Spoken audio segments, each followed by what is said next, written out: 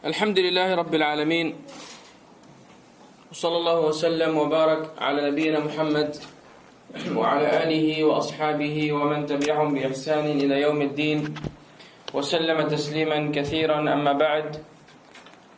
We praise Allah subhanahu wa ta'ala and we ask Allah to exalt, dimension and grant peace and send His blessings upon the Prophet Muhammad sallallahu alaihi wasallam.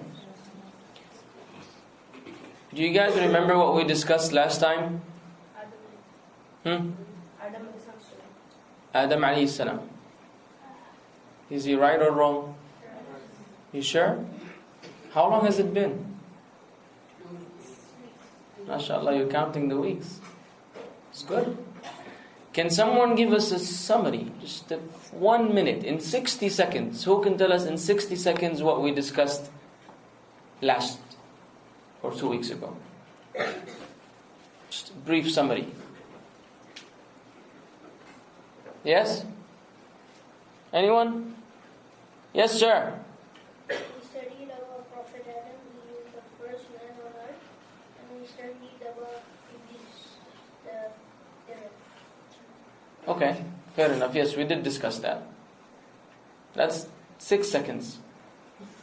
I needed 60. MashaAllah, you're trying to be economic.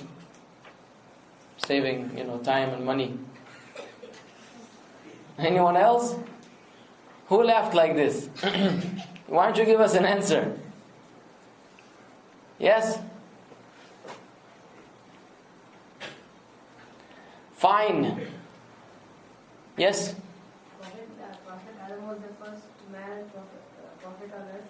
He was made from dust. Allah created him with his own hand. From his Hawa and Islam was created from his rib. Hawa was created from his rib. Good. Allah forbade them to eat a fruit, but Shaitan tempted them. Okay. With the light they ate it and Alaikum saw salam. the wickedness. Allah has forgiven them. Very good.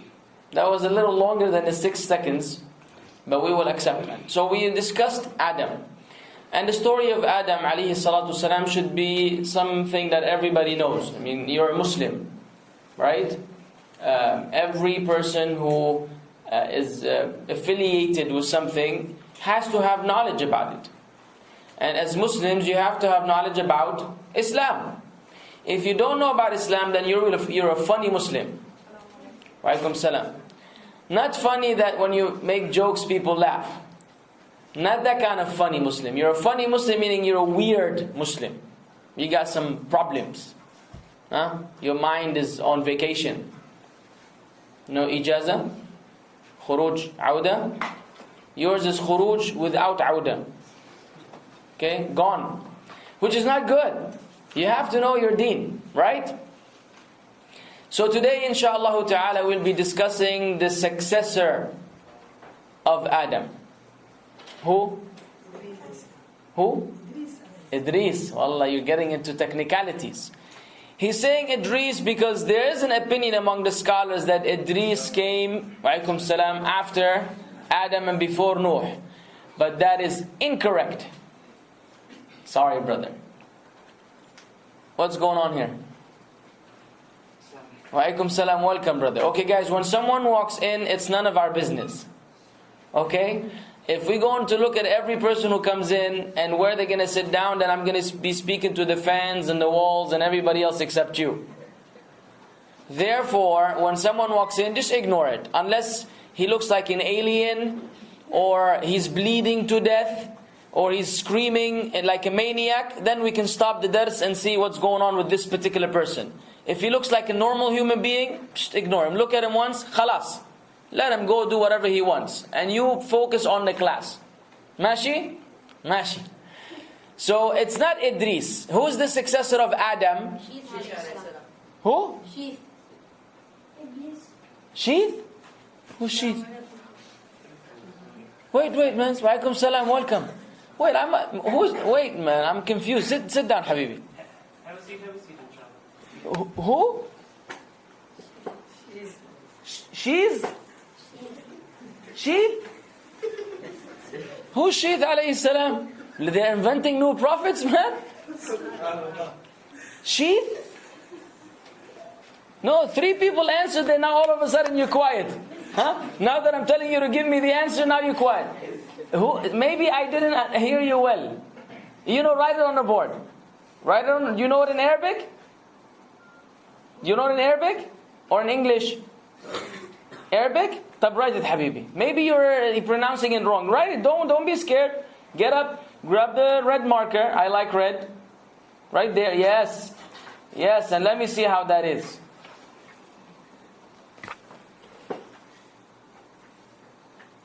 Wallah, mashallah, tabarakallah. Beautiful handwriting.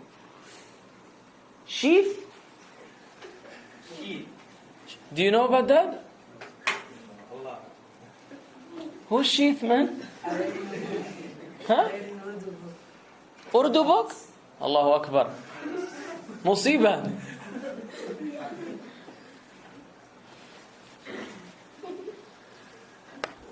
Yes? Look, شو هبل يا ابني? You guys gonna drive me crazy, man. Wait, it's Thursday morning. Slow down, man. And I have no hair. So you can't drive. Just slow down. We went from Sheath, which is an unknown prophet, to Habil, which is actually Habil. Habil was a prophet? Like, ya Sheikh, who was the successor of Adam in terms of magnitude? Big prophets. Nooh, alayhi salam. We need to investigate this man. And I do hope that you have an external memory card which we can format, so that every information you got from this book we can just delete it and you can start from scratch, because I'm concerned about the resource. So Nooh alayhi salam is the major prophet which succeeded Adam alayhi salatu salam. Before I give you my 2 cents, why don't you give me your 2 riyals and tell me, what do you know about Nooh? First and foremost, let's begin with the most important things. In terms of the people of Nooh, what was their problem? You know, every prophet, his people had a problem. Sometimes more than one problem, and he will address both. But what was the main problem that is common amongst all disbelievers of prophets or in prophets, specifically Nooh? Idol worship. Beautiful. Does anyone know the story of how this idol worship came about?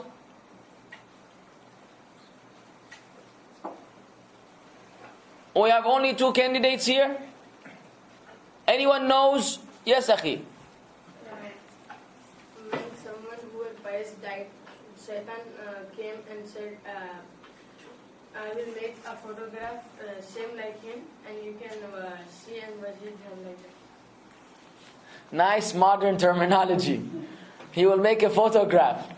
Well, he didn't necessarily say that, but you're right in terms of the concept. What we learn from the tafsir of Ibn Abbas, actually, radiyallahu anhu, is that when after Adam's generation, people were worshipping Allah alone. His children were worshipping Allah alone. There was no shirk.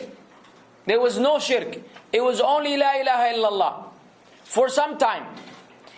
Until there came a time when 5 pious individuals died. 5 pious, good Muslims died. Does anyone know their name? They are mentioned by name in the Quran. In Surah Nooh. Shu'aib, don't even bother. Of course you know. No one knows, no one has memorized Surah Nooh? Huh? Sheikh, give me the ayah, Jama'ah. No one has, hey. Abu Fatima, no one here has Surah Nooh memorized? Which juz is 29th? Yani everybody here is Juzu Amma and below? Half. طيب سورة نوح. وقالوا لا تذرن آلهتكم ولا تذرن ودا ولا سواعا ولا يغوث وَيَعُوقَ وَنَسْرَ. These are the actual 5. See, when you don't read the tafsir, you don't know what's cooking. They're mentioned by name. When these 5 people died, وَدًّا وَسُوَاعَ وَيَغُوثَ وَيَعُوقَ وَنَسْرَ, when they passed away, the shaitan, as the brother mentioned, came to the people. Now how does he come? He doesn't have to come in the form of a human being. It's the whispering of the shaitan. He told them, are you going to let their superb memory just vanish? You will simply let them go away with history without doing anything which will commemorate their remembrance, which will give them a position so they can be remembered for generations? No, that's not good. These are too good of people for you just to ignore them and let them be, erased and gone with history. He said, I'll give you a suggestion. Why don't you sculpture, not photograph, sculpture idols in their resemblance that look like them. Okay, so they get some clay or some rock, whatever material, and they have let's say it's a screwdriver and a hammer. Okay, that's the simplest way we can put it. And they will keep, going through the sculpturing process until he tries to make something that looks like you. Is this halal or haram, by the way? Haram. Super haram. Among the most severely punished people in Yawm al-Qiyamah will be the image makers. Specifically those who make these images. There's no difference of opinion among the scholars in regards to that. So he told them, make a picture, make an image like them. Why? What's the justification? Shaitan is not that stupid. As in, he knows how to think of ways to deceive us. He doesn't tell you directly sometimes to do something wrong. He gives you an excuse why it is okay. And very often we fall into that trap. He told them, the reason why you should do this is simply that when you want to worship Allah and you feel lazy, then you look at these images, you look at the statue of these people, you will remember how energetic they were in worshiping Allah, how strong they were in worshiping Allah. So you will find in them an example, so you will become strong as well. Okay? Your parents do the same thing now. They tell you, look at this neighbor. He's always getting A's in class. Every time you feel you're too lazy to study, remember your classmate who's the number 1. You want to be number 1 like him, you study hard as well. Right? They make you think of someone else just to kind of rejuvenate your energy and your ideas. So he pulled the same stunt. He said, that's all you got to do. No ibadah, no sujood, no nothing. No, none of that. This is shirk. You don't have to do that. You just go ahead and make them and then just use them for that mere purpose of remembering how powerful they were so you can become powerful like them in worshipping Allah. Is that a good reason or not? It's good. But the means are haram. And in Islam, the means justify the end or the means do not justify the end. Do you know what that means? The means, the things which you do they make it okay just because you want to get to a good end? You want to reach a good end. Does it make it okay to do anything to get to the good end, or for you to get to a good end you have to have good ways? They say that there was a man who was walking by a bagala, grocery store, and he saw some apples outside, nice looking apples. And there was a guy walking behind him. So that guy stole an apple. Halal or haram? Haram. Have you ever stolen an apple before? Shh. If you did, repent to Allah, don't tell anyone. He stole an apple. And he kept moving. The guy behind him is watching him, saying, Guy stole an apple. A few minutes later, he sees a bum, a beggar on the street, asking for money, asking for something. So he gives him the apple. Is that good or not? It's good. Sadaqah, right? Feeding the poor. It'amu miskin. Give him. So he gave him the apple, and he kept moving. The guy who was walking behind him said, hey, excuse me, got to talk to you about something. Said, what? He said, what did you do? Why did you steal an apple and then you gave it as a sadaqah? So the guy thought he was intelligent. He tried to do it mathematically. He said, okay, stealing, it's one sayyi'ah, one sin. And giving charity, the hasana is multiplied by how many? Minimum 10. Any good deed you do is minimum 10 times. So he said, sadaqah is 10, stealing is 1, so 1 out of 10, I still have 9 good deeds.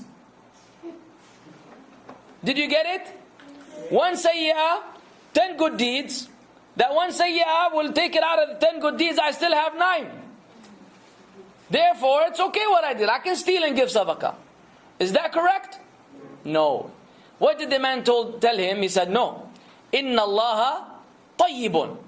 La yaqbalu illa tayyib. Allah is pure in the sense, and He does not accept anything unless it is also pure. That's why you can't build a masjid from riba money. Okay? You can't do something that will get you closer to Allah with haram means. So no, the means do not justify the end. The means have to be in agreement with the law, with Islam. So the shaitan tricked them in this. They didn't know that, I guess.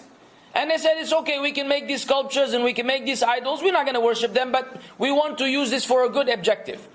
Surely some time passed and the generations died, and then the following generations came, and they did not know the intention of their forefathers. They did not know why they had made these statues. And now the shaitan presented himself again, but with a whole nother agenda. Now it's no longer look at them so you can remember. Now it became, look, you're a bad person, you're a bad Muslim, you keep sinning, you keep disobeying Allah. And Allah is so holy, subhanahu wa ta'ala, so majestic, so great, that this incompatibility, you're just so evil, Allah's so good, there's no way you can get to Allah directly because of that vast difference between you and Allah. Therefore, you need someone who's a wasta, someone in between. Someone you can talk to and he can talk to Allah on your behalf. Because Allah likes him, He doesn't like you. You're bad, He's good. So tell Allah on my behalf. Because then Allah will accept. This is by the way, if you're shaking your head like this sounds good, this is shirk. It doesn't sound good. I'll tell you why in a bit, inshallah. So that was the mentality. We're only using them just so they can get us closer to Allah. If you ask them, are you worshipping? No, we're not worshipping them. We worship Allah. La ilaha illallah. But I'm so bad and they're so good and Allah is so good that I have a better chance of getting what I want if I go through someone that Allah likes because I'm no good. And so they started to worship them in the sense that what? They would make dua to them so that they will convey it to Allah, or that they will ask Allah through the status of these particular individuals. And this is the greatest crime in history. Did you know that? This very act is worse than murder. Not that it's okay to murder anyone. Because that's what some people said in that short clip. Said, oh yeah, so we can go do all these. No, you cannot. But I'm just saying in terms of gravity. It's worse than murder. It's worse than zina. It's worse than being undutiful to your parents.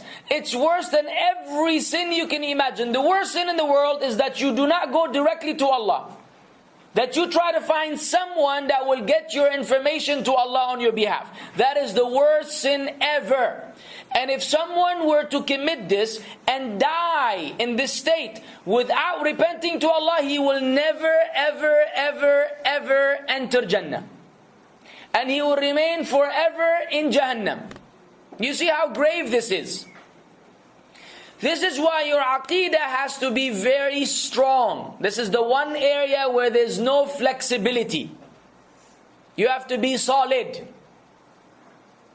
Yes. So then, they said, when Nooh came and gave him da'wah. Now came the mission of Nooh alayhi salam. When they were in this state, Allah sent Nooh to them. Who remembers the first ayah in Surah Nooh?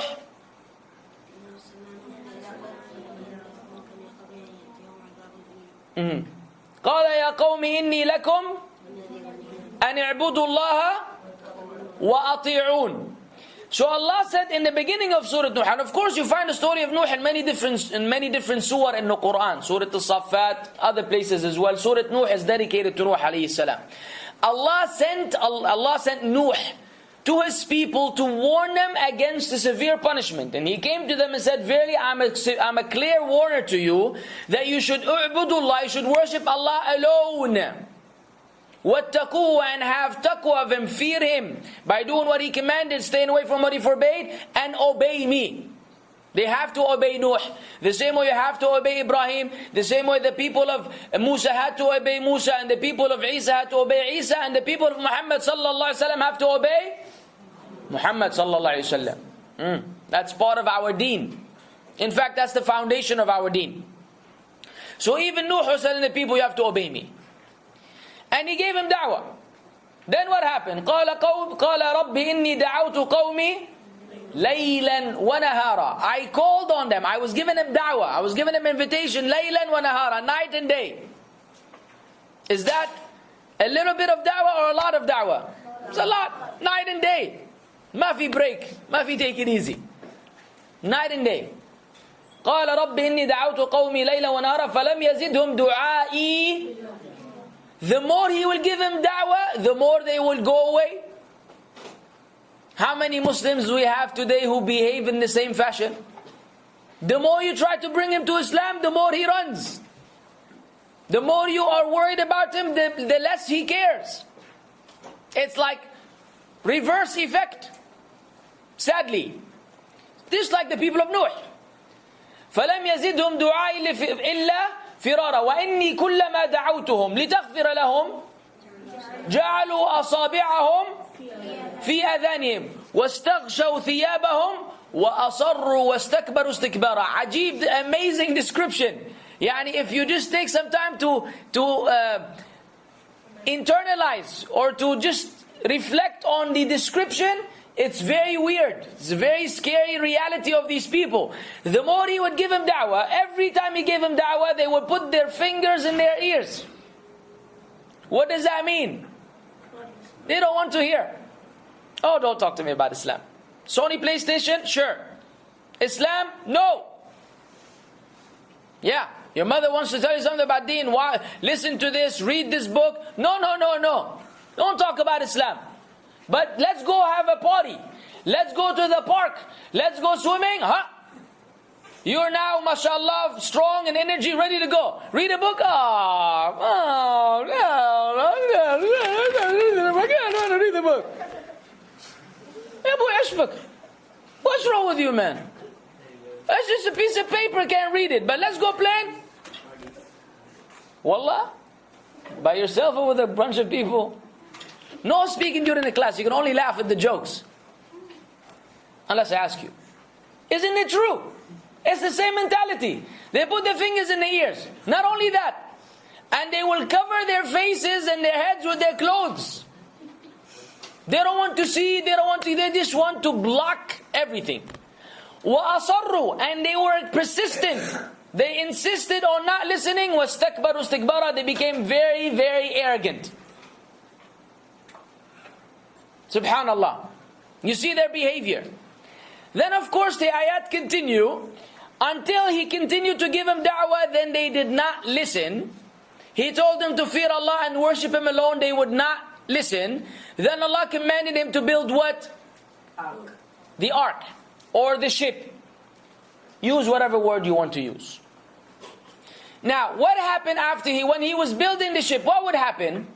Does anyone remember from the Quran, Allah described that during the process of building the ship, there was some interaction between Nooh and his people? Yes? The people came and laughed at him and said, you're building a ship in the desert. Yes. And the ship will sail and the land, and they laughed. So they would mock him. Say, what are you doing, ya Nooh? Building a ship on land. They did not know what Allah Azza wa Jal had already informed them, that they will all drown. Because He eventually made dua against them. قَالَ رَبِّ لَا تَذَرْ.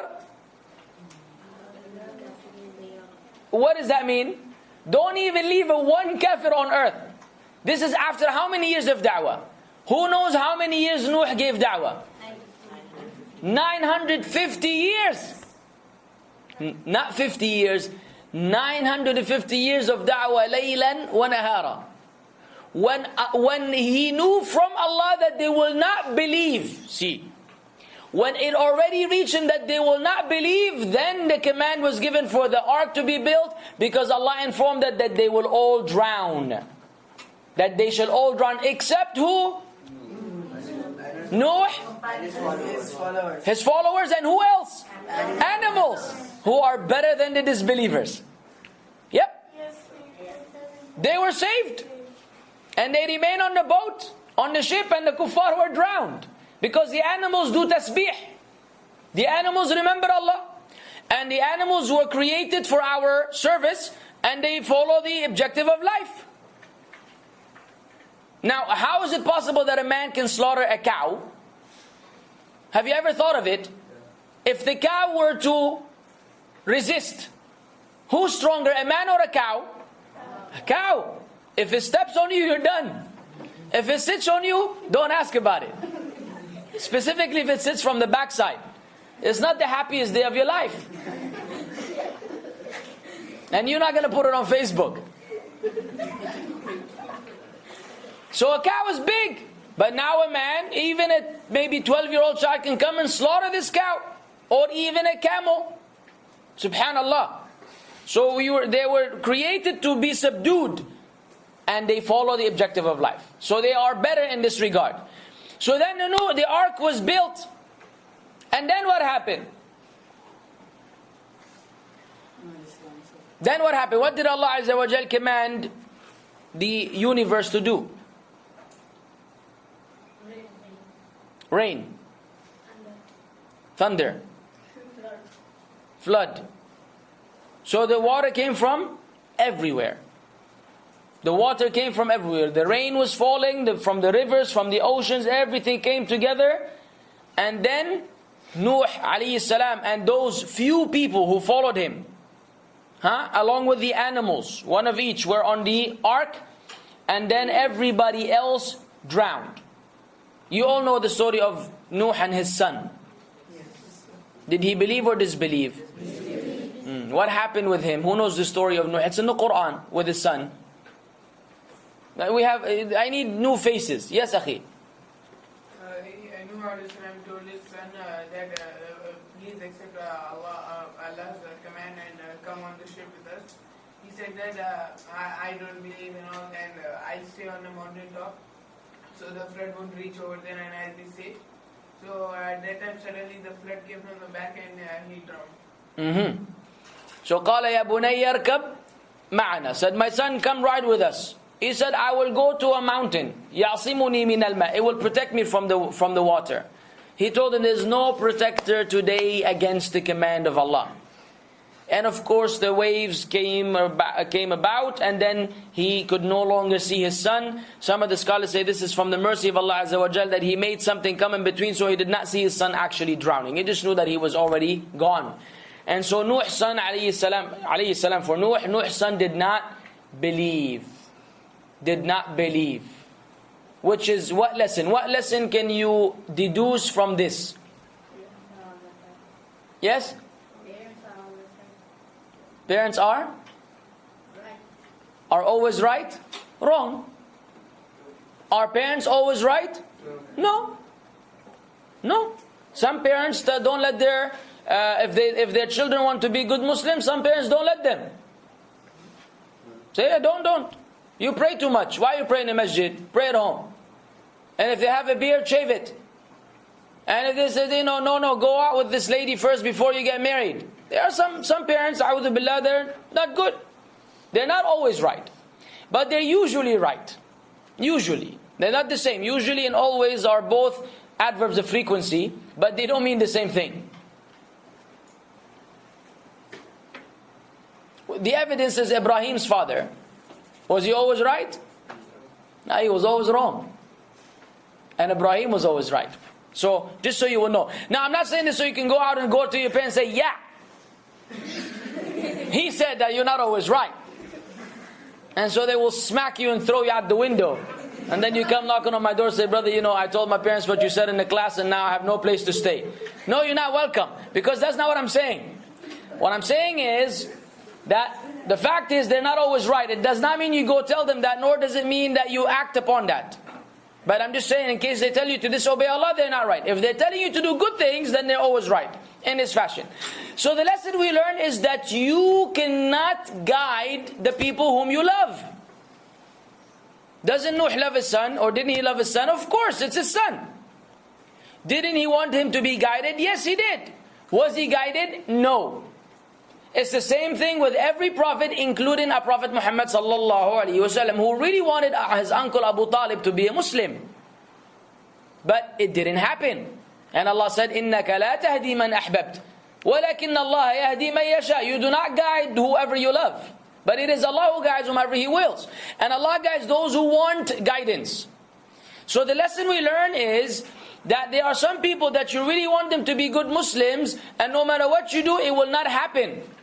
But you don't give up on giving them da'wah. You don't give up on trying. You never know, maybe one day they will change.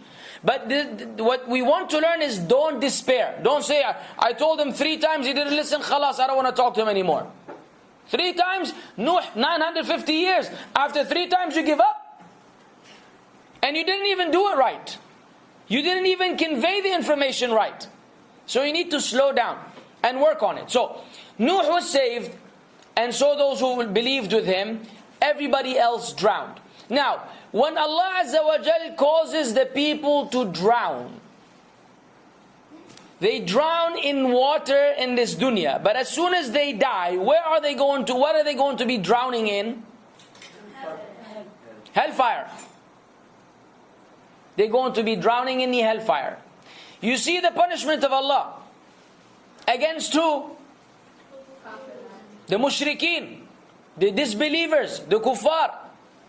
This is the punishment of Allah Azza wa Jal against those who violate the sanctity of worshipping Allah alone. The lesson we have to understand today is no matter what kind of sin you wind up getting involved in, and this is not an invitation to do so, but no matter what happens, never ever ever abandon your tawheed and never ever get involved in any form of shirk. Anyone who tells you, worship Allah through Maulana Fulan, or through this Sheikh, or through this, no. Let's go to this gravesite. There's a righteous man buried over there. We make dua over there because he's good, Allah will accept. No. Just no. Somebody puts a picture of some guy in the corner of their house, and every time they want to remember Allah, they look at him. No. Okay? Sitting with your Muslim brothers, and all of a sudden everybody stands up. Why? Because supposedly the Prophet ﷺ came to visit on the Mawlid? No. All of these are actually forms of shirk, or things which lead to shirk.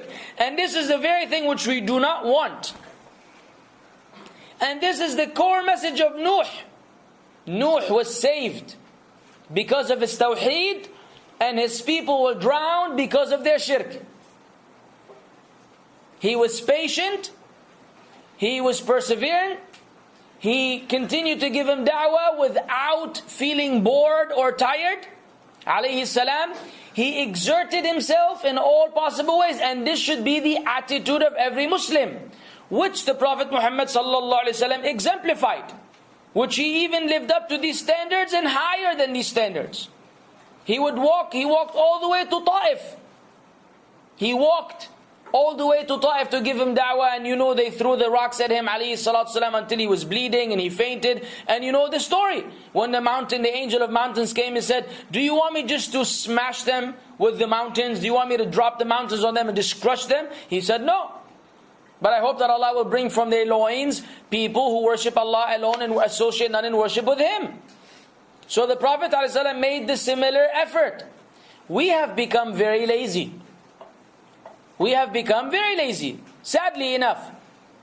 And go back to the example I gave earlier. We do have energy for many things except learning. Even though learning should be a priority. I'm speaking about myself first. and I'm not exception to the rule. We all are guilty of this in one way or another. Right? Do you want to change or you want to stay the same? Stay the same? Do you want to change and then become better Muslims?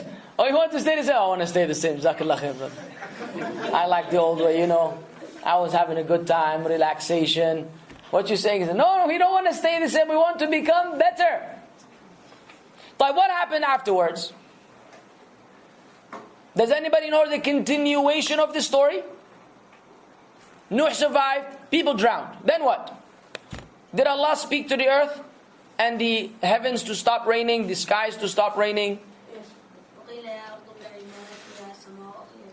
MashaAllah, Shaykh al-Gabila. It was said to the earth to swallow up its water. Ibla'i, to swallow. Right? And then the ship, khalas, it was fixed in a particular location. Some say they have discovered it, but that's beyond us right now to prove. Then what happened?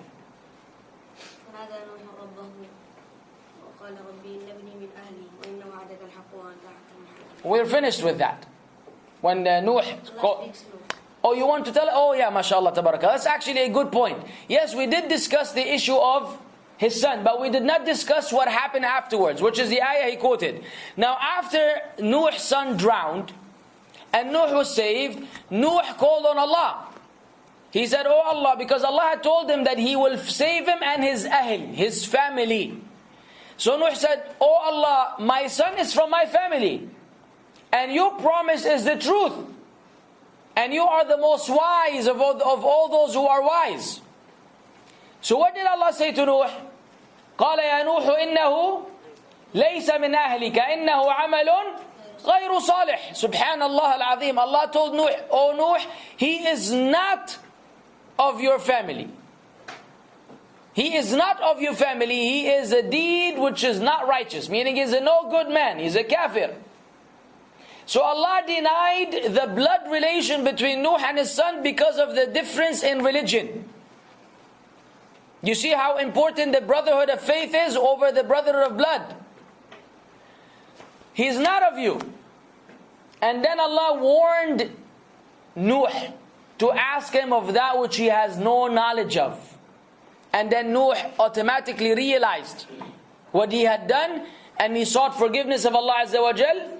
And he sought refuge with Allah that he should ask him that which he has no knowledge of. And then Allah Azza wa Jal told him that He will send barakat upon him and upon who will come after him until the end of the ayat. So we are actually the children of who? Adam. But who also? Nooh. We are from the progeny of Nooh. Because Nooh survived, everybody else drowned. You're alive now. Therefore, you must have come from Nooh. So we have a relay, he's our forefather. Isn't that great? I mean, people now brag. My uncle is the minister, and my grandfather is the president, and blah, blah, blah. Say, look man, my forefathers are prophets and messengers. What do you want? Ibrahim, Nooh, yeah, that's my people. I follow them in the sense that we're from the same bloodline, and I follow them in their aqidah, right? I follow them in their religion. I follow them in their behavior. Hey, this is good. This is the best thing in the world. So we must have this close relationship with Nooh and learn from the lessons. Now, when Allah narrates the stories in the Quran, for what reason are they narrated? Is it entertainment? Are the stories in the Quran entertainment? No, they're not. Who said yes? It's okay, don't be scared, man. Well, you may be entertained because it's the book of Allah and it's a speech of Allah, so there's a pleasure there. I'm not denying that. But what is the fundamental reason?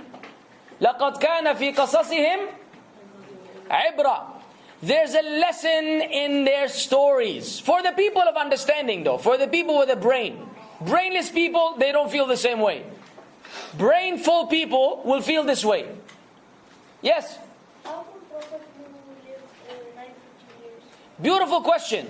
How come Nooh alayhi salam lived for 950 years? Good question. We learn from the Quran and the Sunnah, that early on, people had a longer lifespan than today. In fact, the human lifespan continues to decrease until towards the end of time, and basically will end up with the average of 50 to 60 years.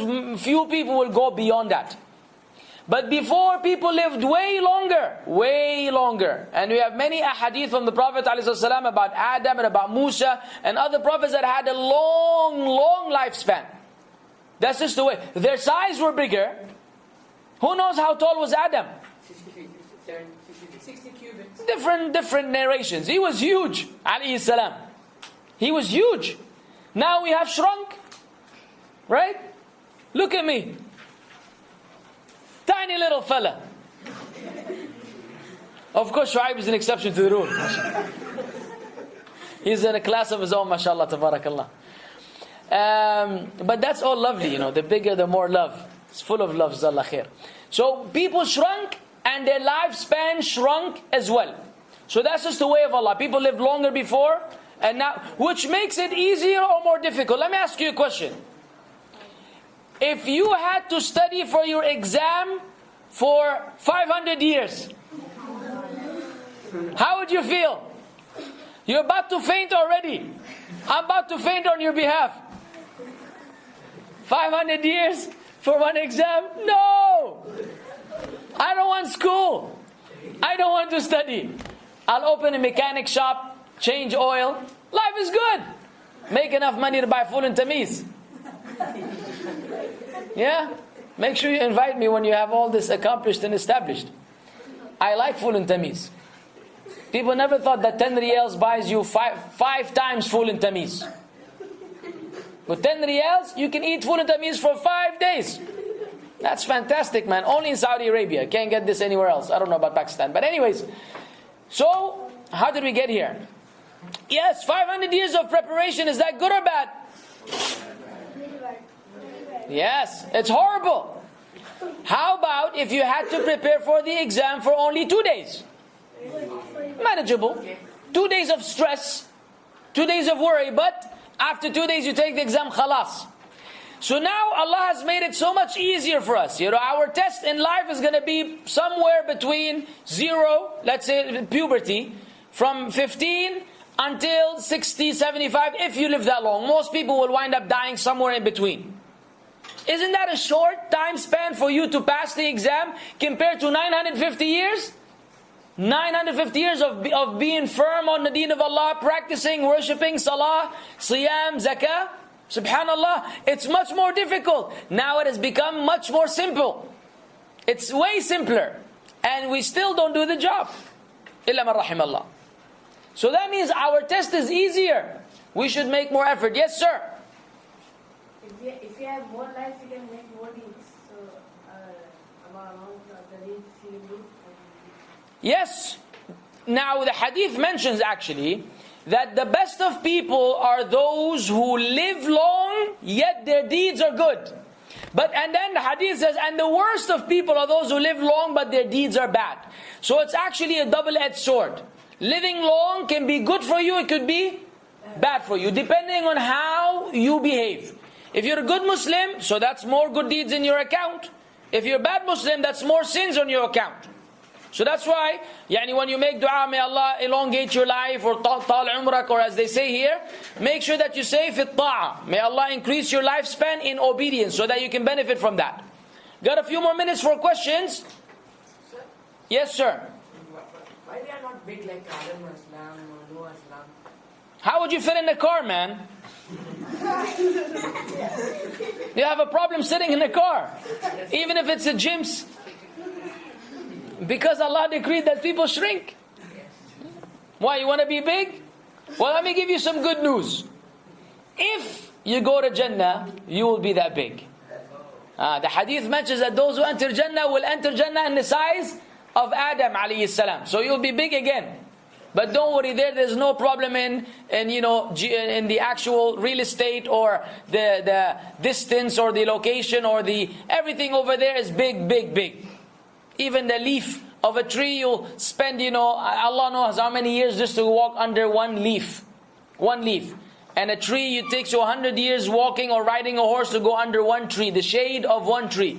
In Jannah there's going to be vast space.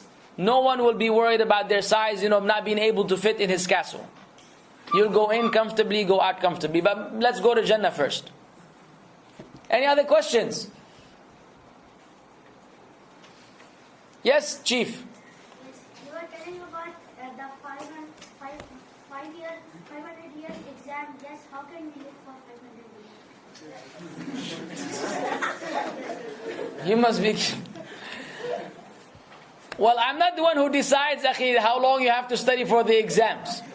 If I were, then you'll be in big trouble. This was an example. Nobody's going to study for 500 years. I hope you don't, think about this too much. Huh? Usually you don't have to study for 500 years. This was an example. Okay, no one is going to live here for 500 years. And no one is going to study for 500 years for exam. School is the same. I don't know your principal. I don't tell him what to do. Allahu A'lam. Allahu A'lam. I don't know. I mean, Nooh, we know at least it's 950. I don't know if someone or other prophets had exceeded that. Wallahu A'lam. Any other questions? A couple more minutes left. I have to go because I'm traveling in a little bit. Any other questions? Okay, everybody understands the story of Nooh more or less. What is the main lesson? The most important lesson which we will repeat in every story. Worship Allah alone and no shirk. Don't do any shirk. Otherwise, what happened to the people of Nooh could happen to us. So that is excellent. That's an excellent deduction, which is really what I was aiming for. Okay. So it was good to see you again. And inshallah ta'ala, we'll see you again in the future. Yes, Abu Fatima? So, وآخر دعوانا الحمد لله رب العالمين وصلى الله وسلم على نبينا محمد.